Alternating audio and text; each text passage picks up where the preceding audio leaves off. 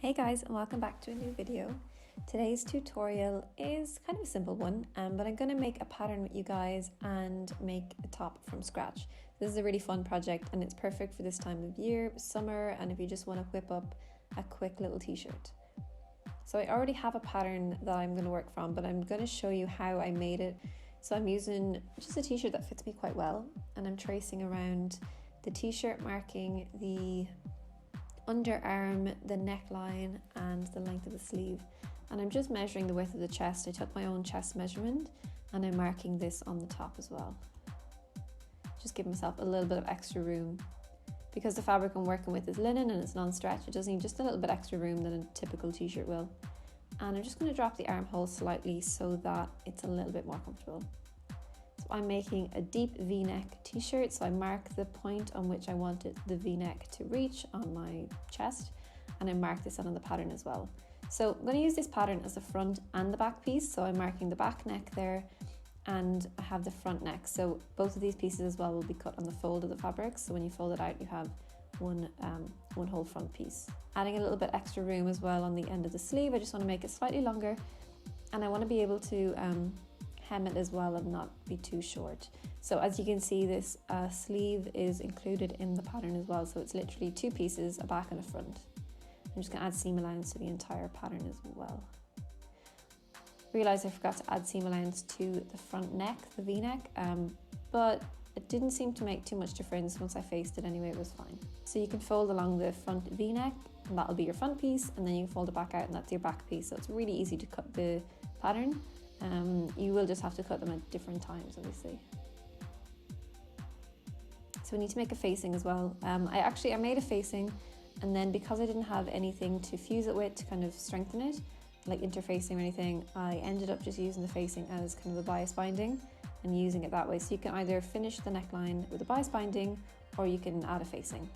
So I made a facing, I just traced around the two necklines, the front and the back, and then I added about 4 inches worth of a facing. So you can do it this way, just do add some sort of fusing to kind of strengthen it and make sure it'll sit flat, because without it, it just kind of flops around. So that was why I trimmed it down and just sewed it in as a bias binding. So you'll have your 3 pattern pieces, your front and back pattern, your front facing and your back facing.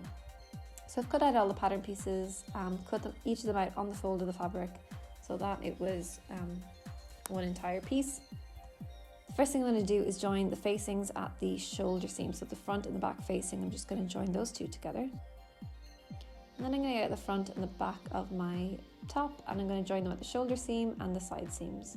So it's actually really simple. There's really not too many seams to sew on this project.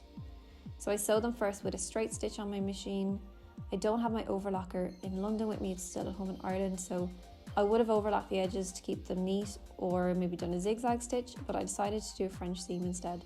So after I sew the shoulder seams and the side seams, I turn the top inside out, or I trim off the excess, I turn the top inside out, and then I sew another seam.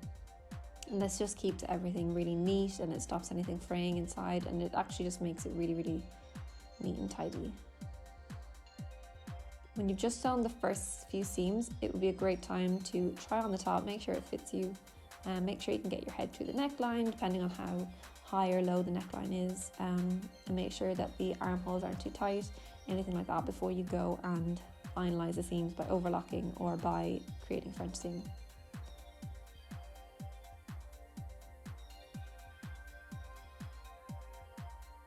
So next we're going to attach the facing to the neckline of the top. So turn the top the right way out, the right side facing out, and get the facing with the wrong side facing out, and just attach these together.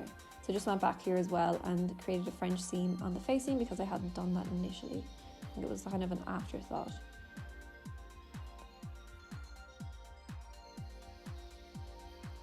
So right sides together, just pin the facing all along the neckline at the top.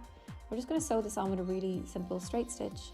And again, if you have a zigzag stitch, or overlock the edges as well to keep them nice and tidy. So obviously before this is when you would have attached your facing, you would have cut it out in the pattern, same pattern shape if you had it. So just sew around the entire thing with a straight stitch. About a 1 centimeter seam allowance as well.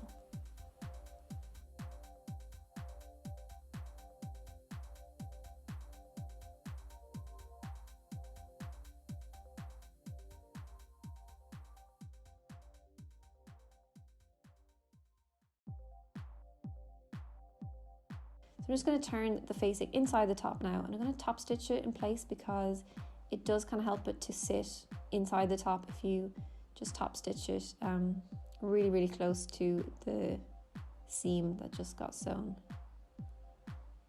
if that makes sense.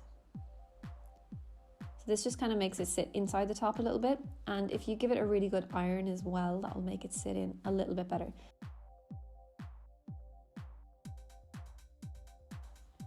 So my camera died here as well, but next step was just to hem the bottom of the top. I just folded over 1 centimeter and then 1 centimeter again and sewed with a straight stitch, and I did the exact same for the cuffs and the sleeves. And there you have it.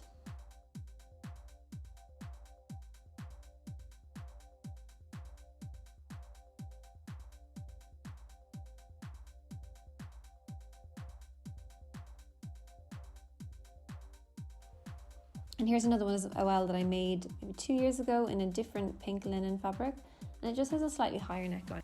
I hope you guys enjoyed this tutorial. I hope you give it a go yourself, and if you do, let me know how you get on in the comments, and I'll see you guys next time. Bye.